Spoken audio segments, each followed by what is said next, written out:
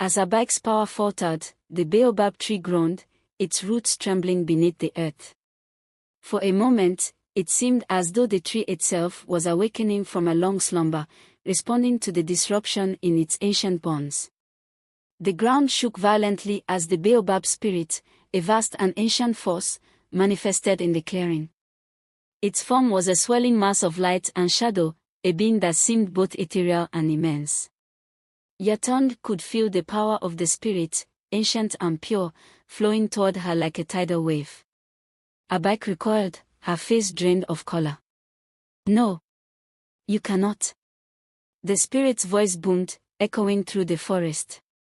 "You have violated the sacred bond. The time has come for you to pay the price, Abike." Abike fell to her knees, her staff clutched in her hands as if in desperate prayer. But the spirit's gaze was unyielding. It reached out with tendrils of light, wrapping them around Abike, lifting her from the ground. "Forgive me," Abike screamed, her voice raw with fear. But the spirit did not listen. With a final, deafening cry, the spirit's light engulfed Abike, and she was consumed by it. When the light faded, Abike was gone, her staff lying on the ground where she had once stood. The forest was silent once more. For a long moment, the forest stood still. The air, once heavy with dark energy, was now calm and serene. The Ghanians slowly faded into the mist, their forms dissolving like smoke. The baobab tree, its massive branches swaying gently, seemed at peace. Yaton stood alone in the clearing, her heart racing as she looked at the spot where Abike had disappeared. The battle was over. Abike was no more. Yaton had saved her child and her village, but the price of victory weighed heavily on her. She collapsed to her knees, exhaustion overtaking her. Her body ached, her arms trembling from the effort. But despite the overwhelming fatigue, a sense of peace began to settle over her. The baobab spirit had reclaimed its power, and the forest, though scarred, would heal. She took a deep breath and stood slowly, turning toward the village. It was time to return. Her journey had been long and fraught with danger, but she had succeeded. Yaton's heart swelled with pride as she thought of Afideo and Ode waiting for her. With one last glance at the baobab tree, Yaton began her journey home, the first light of dawn breaking over the horizon. As Yaton walked through the forest, the weight of what had transpired pressed heavily on her shoulders. The forest was eerily quiet, as if it too was recovering from the battle that had taken place in its depths. She could still feel the echoes of the spirit's power, reverberating through the ground beneath her feet. Her mind kept returning to the moment when she had faced Abike. The image of her dark adversary's furious, pleading eyes still haunted her. Yaton had done what was necessary, but the cost of defeating such a powerful foe was not easily forgotten. When she emerged from the tree line and saw the village in the distance, her heart swelled with relief. The sight of the familiar huts and the gentle smoke rising from cooking fires filled her with hope. Yaton quickened her pace, eager to return to her family. As she approached her home, she saw Ode standing outside, holding Afideo in his arms. The moment their eyes met, Yaton's heart leapt. She hurried toward them, the weight of the world lifted from her shoulders. "Yaton," Ode whispered, his voice filled with relief. "You've returned. You've saved us." Yaton took Afideo from his arms, holding him close. "We are safe now," she said softly, her voice trembling. As the sun rose higher in the sky, the village of Awai slowly returned to its peaceful routine. Yaton had fulfilled her promise to protect her child and rid her village of the evil that had plagued it. The battle was over, but the memories of the journey would remain with her forever. The village of Awai had returned to its peaceful existence, but Yaton couldn't shake the feeling that something had changed. The spirits of the forest, the guardians, and the baobab had all played their part in the battle against Abike, but their presence lingered in the air. She could feel their eyes watching over her, a constant reminder of the ancient forces at play. One evening, As Yuton sat outside with Ode and Ifideo, a strange wind began to blow through the village. It was gentle at first, but then it grew stronger, carrying with it a faint whisper. Yuton's heart raced as she looked to the sky, where dark clouds began to gather.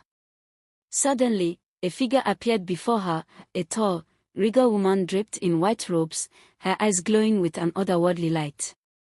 Yuton stood quickly, recognizing the spirit of the baobab tree. "Do not fear, mother," the spirit said, her voice like the rustling of leaves in the wind. "The battle is over, but the ancestors still walk among you. You are now bound to the forest, protector of your people. Your journey has only just begun." The spirit extended her hand, and Yuton took it, feeling a surge of power and understanding. This was her new path, and the spirits had chosen her. Yuton stood in awe, the spirit of the baobab tree towering before her. The air around her hummed with power, the very earth beneath her feet vibrating with an ancient energy. She felt the weight of the responsibility settling upon her shoulders like a cloak, but instead of fear, she felt a deep sense of peace. She had become something more than just a mother, she was now a protector, a bridge between the mortal world and the spirits of the forest. "I will serve," Yuton said, her voice steady. "I will protect my people, the village, and the forest." The spirit nodded, her glowing eyes filled with approval. "You have proven your strength," Yuton. "The ancestors walk with you. You are one of us now, bound to the land, its people, and its spirits." The wind rustled the leaves around them, and Yuton felt an overwhelming sense of unity with the world around her. The baobab tree, the forest guardians, and the spirits of her ancestors all seemed to stand beside her, ready to guide her on this new path. As the spirit began to fade, her voice lingered in the air. "You will face challenges ahead, but know that you are never alone. The forest is with you." With a deep breath, Yuton turned back toward the village. The sun was setting, casting a warm, golden glow over the horizon.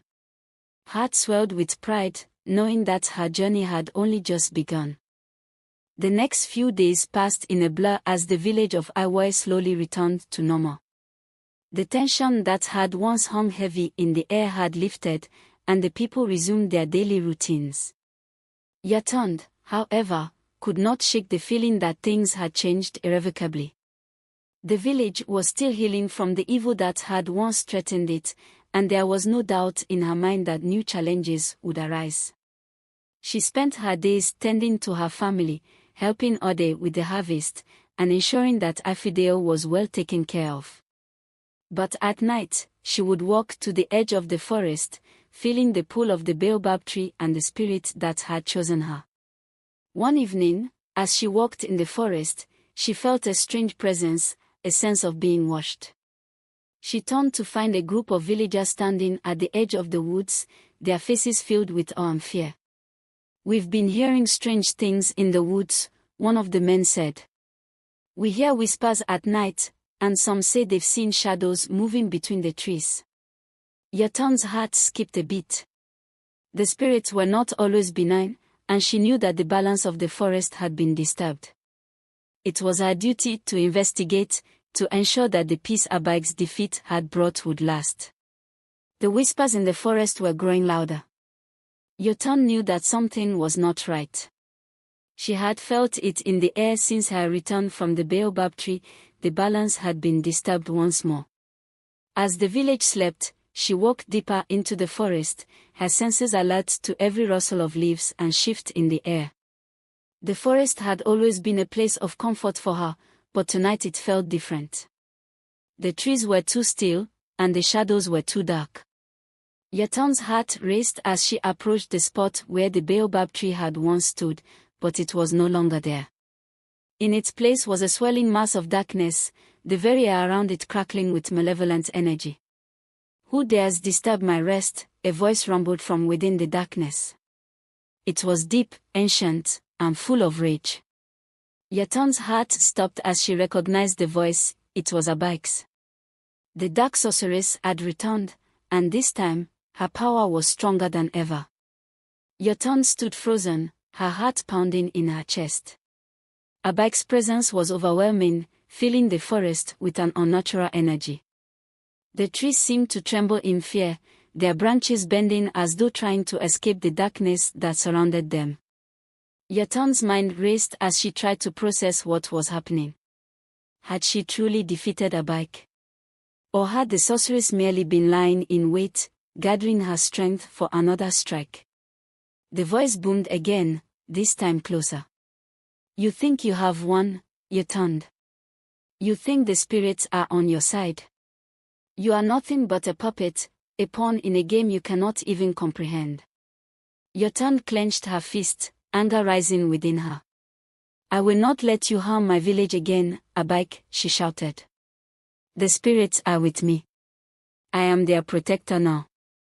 The dark mass before her began to shift, taking form. Abike's twisted figure emerged from the shadows, her eyes glowing with malicious intent. She was no longer the woman Yotan had once known, she was something far darker, something ancient and powerful. Your strength is nothing compared to mine, Abike sneered. The spirits have abandoned you, Yotan. You are on your own. Yotan stepped forward, the charm Baba Egan had given her glowing faintly around her neck. You are wrong, Abike, she said. I am never alone. The two women faced each other, the tension between them thick enough to cut with a knife. Yotan's mind raced, seeking a way to defeat the dark sorceress who now stood before her. She knew she couldn't defeat Abike with brute strength alone, she had to outwit her, to use the power of the spirits to her advantage. Abike's laughter filled the air, sharp and mocking. You think you can defeat me again? You are weak, Yotan. The spirits will not help you this time. But Yotan was not afraid. She had faced evil before, and she would do so again. The spirits had given her the strength to protect her village, and she knew they would not abandon her now. I do not need their help, Yotan said, her voice steady. I only need my own will, my love for my son, and the power of the forest. You will not win, Abike. This is the end. With those words, Yotan raised the charm and held it high, the light from it growing brighter. The earth trembled beneath their feet as the ancient power of the forest surged through her, calling on the spirits to aid her once more. The ground shook as Yotan's power collided with Abike's dark energy. A blinding light filled the forest as the two forces clashed, their wills battling for dominance. Yotan felt the weight of the spirit's power flow through her, their ancient strength merging with her own. She could feel the forest itself rising to her aid, the trees and the wind bending to her will. But Abike was relentless. Her dark magic lashed out like a whip, striking at Yotan with deadly force. Yotan staggered, but she did not fall. She could hear her ancestors whispering to her, urging her to press on, to fight for the future of her village, for the future of her son. Abike's face twisted in fury. You cannot defeat me. I am eternal. But Yotan was determined.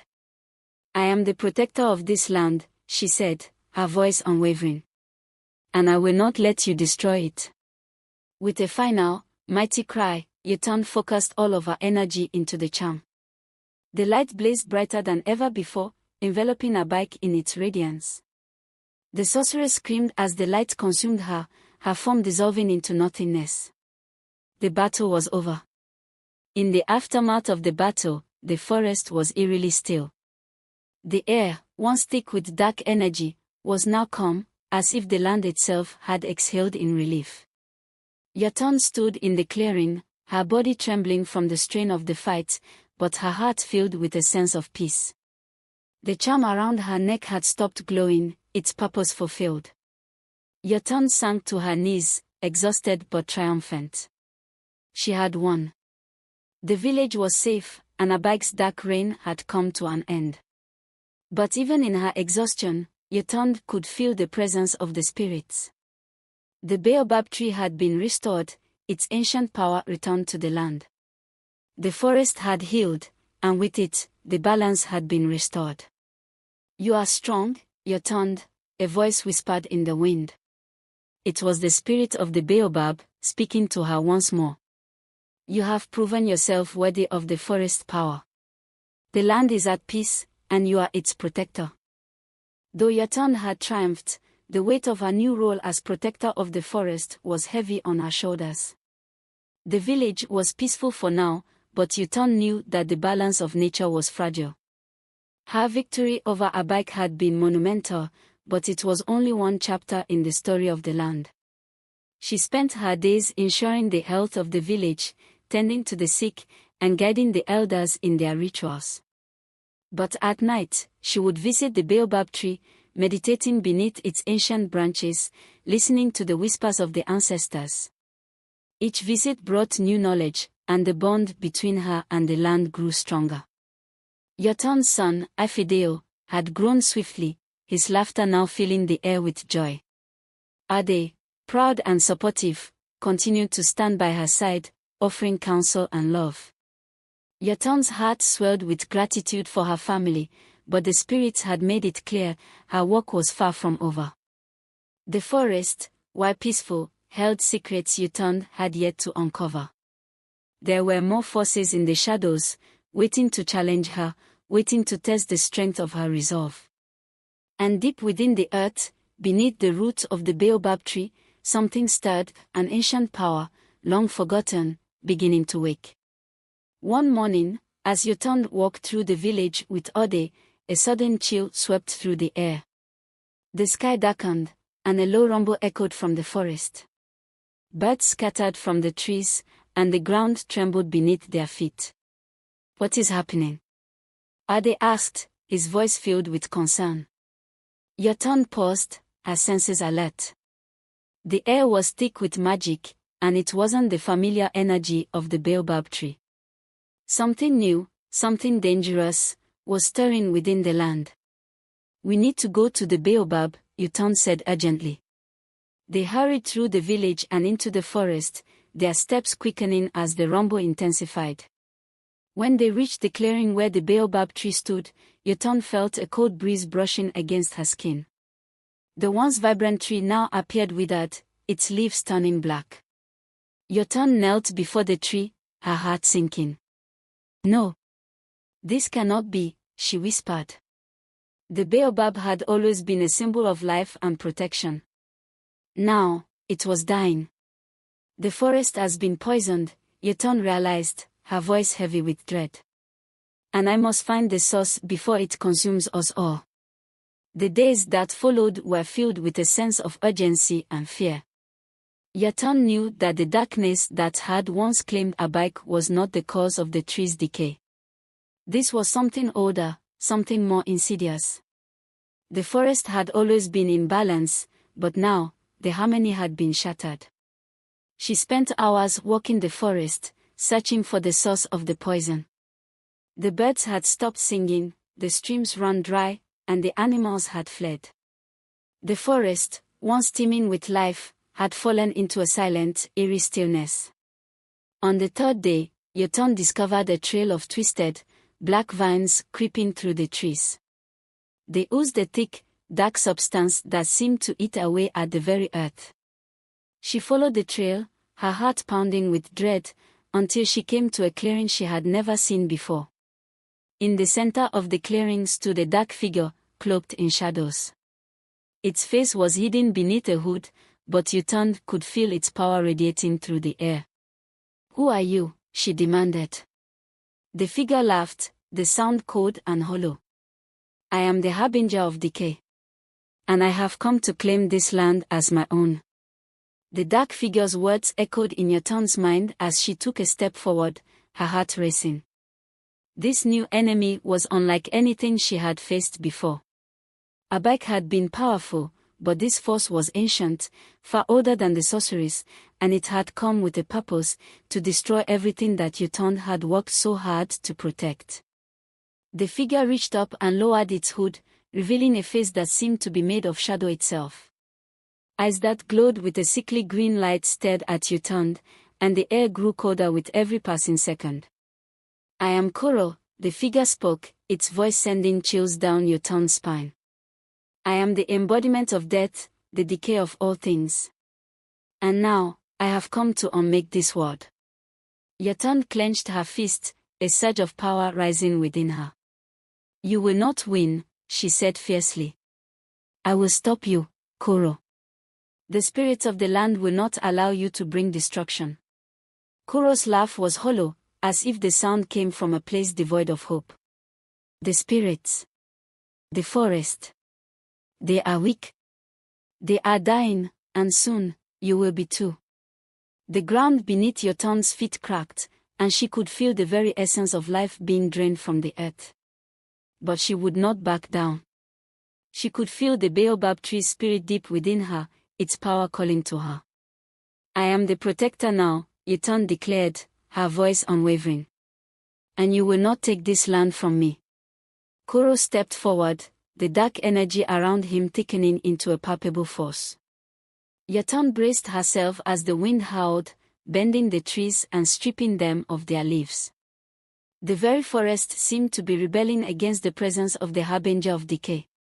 Yatand summoned all of her strength, reaching deep within herself to tap into the power of the spirits.